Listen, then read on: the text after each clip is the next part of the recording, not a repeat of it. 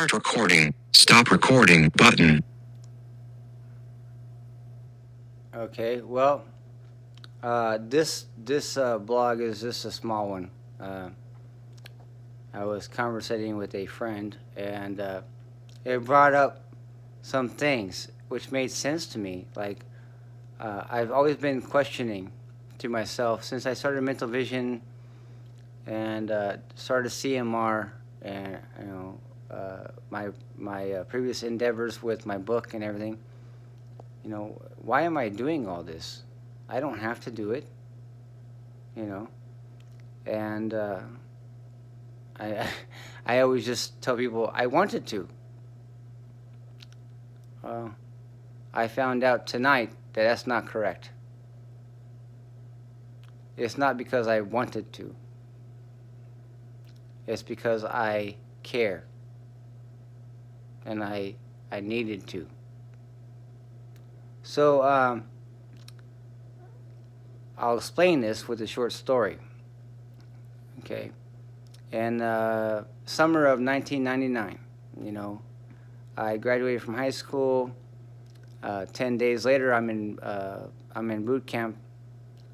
Uh, and it was 10 weeks in boot camp, and I I hated it. It was the most challenging thing I had ever done in my whole life. You think in high school and junior high school, PE, who cares? You got PE. You gotta go. I gotta go run. I gotta go. Do this. I gotta do that. And then, I sweaty. Now I gotta go take a shower in front of people. And, you know, whatever. That's the normal in boot camp. And but they do teach you something. They teach you, if you want to call it breaking you down and making you feel like crap, and belittling you, and if you want to call that, and some people call it brainwashing, and some people call it whatever, but I don't really understand what I went through. I know my recruiters are no are my recruit division commanders, the RDCs, or drill instructors, if you want to call them drill instructors, but whatever you want to call them, they they believed in us because they knew we were going to finish, but they had to do their jobs and they had to prepare us. And yes, in the very beginning, they were very mean, and once they got to see us working together, they laid off. And so here's where I'm going with this. So I remember it was battle week. Um, we all had it. We all do some crazy one night. I think it was like 12 hours. I think it was 8 or 12 hours long, where you're running from spot to spot. And you're doing these exercises where it's shooting guns, or the lab where they throw you in a room without a gas mask, and they give you tear gas, and they do all this stuff like that to you, whatever. But at the very end of it, they send us into a pool with the Navy SEALs, like you see in the movies, and they make you jump off the 40, I think it's 40-foot high dive board, and like you're on a ship, so they can make sure, hey, you're not scared to jump overboard. They teach you how to take off your uniform and use it as a flotation device, and if you don't have one, so they prepare you for the worst case scenario in boot camp. Okay, so now, what happens to all those wet clothes and bathing suits and stuff like that, socks, underwear, blah blah blah, on the way back to, because this was the final thing, right? So what happens to all those wet? Do you have like what we had 80, I think 85, 80, 86 people, uh, all males, and you have 86 dudes, underwears and socks and swimming trunks and you know some pants and some shirts and that kind of stuff, uh, and and a duffel bag. I think there was two of them. Yeah, I think there was two of them.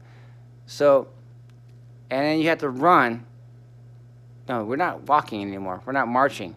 You're running, in line, in formation, uh, full speed ahead, and in a group of 80 people, and and the two at the back get to carry the duffel bags full of wet clothes. And guess what? They didn't choose the big dudes that are 6 foot tall and bulletproof. No, no, no. They picked the smallest guys. And oh, I'm glad to say that I wasn't one of them. But the guy behind me was the smallest one. And he was struggling a hell of a lot. And, I'm like, well, it's like a mile and a half back to the barracks. I'm like, well, hey, if you can make it to the end of the block, keep fighting, buddy. If you can make it to the end of the block, I'll carry that bag for you. I'll trade you places. And he made it. He made it. And we passed it off, and he gave it to me, and I ran, and I got behind him, and he still panting and, whatever. And that bag was heavier than shit. And I'm thinking this guy had to been like 5'2", 130 pounds. And he probably gained weight in boot camp, because I know I did. I gained like 40 pounds, almost 40 pounds in boot camp. And this guy was 100, maybe 130 pounds, 5'2", 5'3", something like that. Maybe 5. I'm giving 5'4". That might be maybe a little bit too much, but he was a small guy. And they do that to build you stronger. And they say the weakest link, right, always destroys the chain. So, but I fell back and I carried the bag, because I knew he could do it, but we were running way too fast. And I said, hey, well, when you get rested up, I'll give it back to you so you don't look like a punk. And he said, no, you can have it. I'll look like a punk. We just graduated.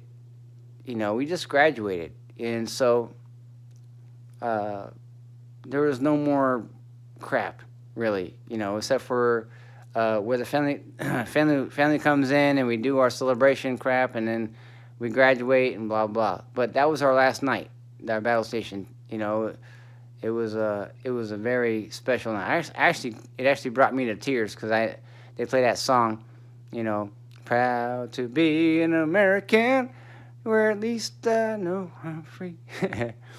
And I still love that song, and it makes me cry like a baby. So, but that's the first time I actually feel like I did something in my life. I graduated high school, and I did all these things in my life that I was proud of. I don't want to go into all of it, because I don't think it's gonna, excite you or make you happy for me. But I was in a Civil Air Patrol, for instance, and I was in ROTC, JROTC. So I prepared myself for this stuff, because my dad was military, and I wanted to be like my pops. So I did this stuff. But when I heard that song, it felt like I finally did it. It was all me. I didn't do it for anybody else. I did it for myself. And I didn't have anybody's help. I did it all on my own. But I had my team, the guys I was with, and we all did it together, and it was beautiful. But that run back to the barracks was a biatch, and running with a 200 pound bag of wet clothes in a duffel bag is hardcore. And I give props for the kid, and I can't remember his freaking name for the life of me.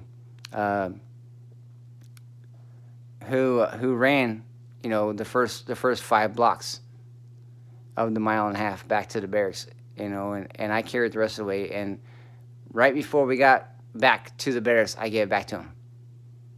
I said, hey, carry this bag.